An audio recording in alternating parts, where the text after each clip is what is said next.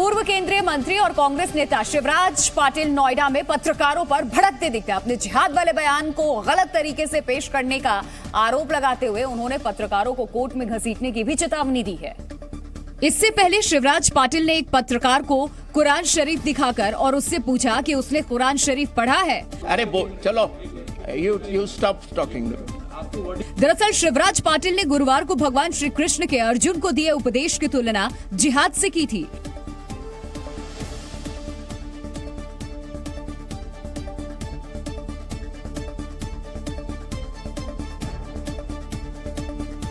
इस बयान पर विवाद होने के बाद अब शिवराज पाटिल कह रहे हैं कि उनकी बातों को गलत तरीके से पेश किया गया। कहेंगे क्या मैंने बोला है? श्री कृष्ण ने अर्जुन को जो संदेश दिए है उसको कहेंगे क्या? शिवराज पाटिल ने कहा है कि कुरान, गीता और बाइबल में ईश्वर के किसी भी रूप की चर्चा नहीं है। पाटिल के इस बयान पर भी विवाद हो सकता है। हिंदू धर्म की बात करते हुए शिवराज पाटिल ने ईश्वर को भी निराकार बताया है। कांग्रेस नेता के जिहाद वाले बयान के बाद हिंदू संगठन कांग्रेस पर हिंदू विरोधी होने का आरोप लगा रहे हैं, तो बीजेपी इसे वोट बैंक का प्रयोग बता रही है। इसके लिए बीजेपी प्रवक्ता शहजाद पूनेवाला ने ट्वीट किया। उन्होंने कहा कि गुजरात चुनाव से पहले वोट बैंक के ध्रुवीकरण के लिए जानबूझकर शिवराज पाटिल से जिहाद वाला बयान दिलवाया गया। कोई सहयोग नहीं है, ये वोट बैंक का प्रयोग और वोट बैंक का सबसे घिनौना उद्योग है। वहीं विश्व हिंदू परिषद ने कहा कि कांग्रेस नेता मुस्लिम तुष्टीकरण के लिए किसी भी हद तक गिर सकते हैं। कांग्रेस के डीएनए में केवल हिंदुओं के प्रति नफरत और जिहाद के प्रति प्रेम है। हिंदू संगठनों ने शिवराज पाटिल से माफी की मांग की है। वो है जो बेकसूरों को मारता है, 47 लेके बम और बारूद फोड़ने का काम करता है। शिवराज पाटिल ने दिल्ली में कांग्रेस नेता मोहसिना किदवई के किताब के विमोचन के मौके पर जिहाद वाला बयान दिया था।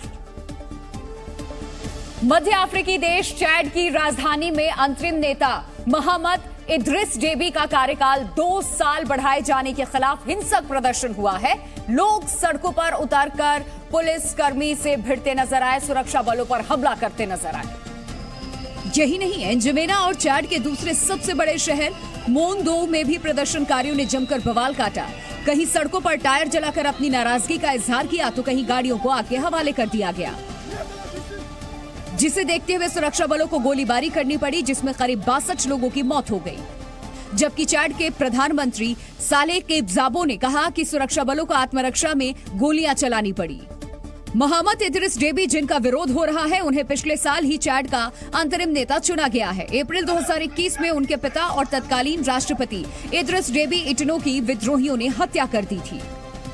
प्रधानमंत्री मोदी आज जब केदारनाथ और बद्रीनाथ के दौरे पर थे, उस वक्त कांग्रेस के नेता ने उदित राज की बेचैनी लगातार बढ़ती चली जा रही थी। हिंदू धर्म छोड़ करके बौद्ध धर्म की दीक्षा लेने वाले उदित राज ने पीएम के इस दौरे पर तंज भी कसा है।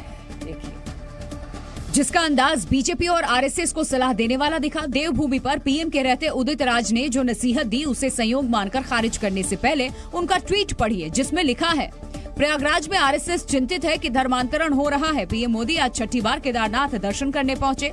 आजकल ज्यादातर समय तीर्थ स्थलों में बिता रहे हैं। आरएसएस मोदी जी को पूरा समय हिंदू धर्म की कुरीतियों को खत्म करने में लगाए, ताकि धर्मांतरण रुके और पीएम किसी और को बनाए। एक ट्वीट और 3 निशाना। पीएम मोदी, बीजेपी और आरएसएस पर कांग्रेस के नेता के ऐसे अंदाज पर बीजेपी को चिढ़ना ही था। बीजेपी ने उदित राज के बयान पर कांग्रेस की चुप्पी पर सवाल खड़े किए।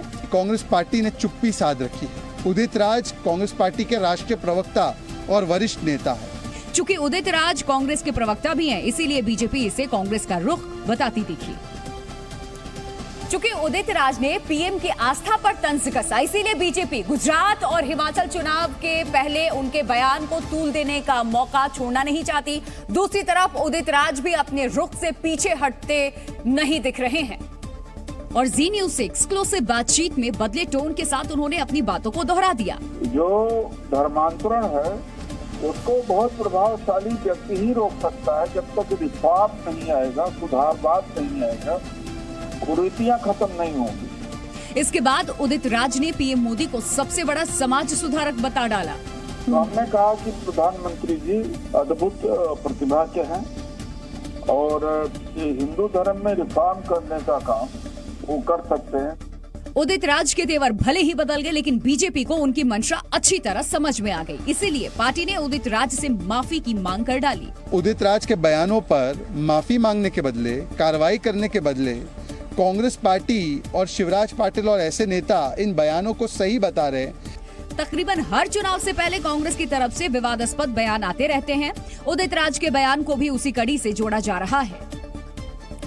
गांधीनगर में चल रहे डिफेंस एक्सपो में भविष्य के सैनिक की भी झलक दिखाई दी। दुश्मनों से निपटने के लिए जवानों को अत्याधुनिक सिस्टम से लैस किया जाएगा और इन्हीं में एक सिस्टम है कर्ण कवच, जो जवानों की रक्षा के लिए तैयार हो गया है। इस सिस्टम का पहला हिस्सा है AK-203 असॉल्ट राइफल, जो दुश्मन को संभलने तक का मौका नहीं देगा। राइफल पर दिन और रात में देखने वाले लेंस होंगे, जो होलोग्राफिक और रिफ्लेक्स लाइट से लैस होंगे। कर्ण कवच सिस्टम का अहम हिस्सा है एक विशेष हेलमेट, जिस पर दूरबीन लगी हुई है।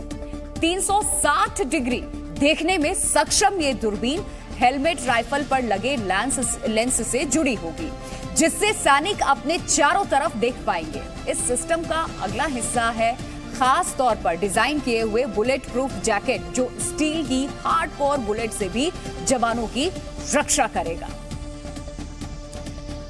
और टेस्ला के मालिक एलन मस्क ट्विटर को खरीदने के बाद कंपनी में बड़े फेरबदल कर सकते हैं। एलन मस्क ट्विटर को खरीदने के बाद 75% कर्मचारियों की छटनी कर सकते हैं। रिपोर्ट्स के मुताबिक ट्विटर ने 7,500 कर्मचारियों में से लगभग 75% को नौकरी से निकालने की योजना बनाई है। अमेरिका के वॉशिंगटन में जंगलों में आग लगने से प्रदूषण का स्तर जानलेवा हो गया है। कई इलाकों में AQI लेवल 400 के पार पहुंच गया है, जिसके बाद लोगों को मास्क पहनकर घर से बाहर निकलने के निर्देश दिए गए।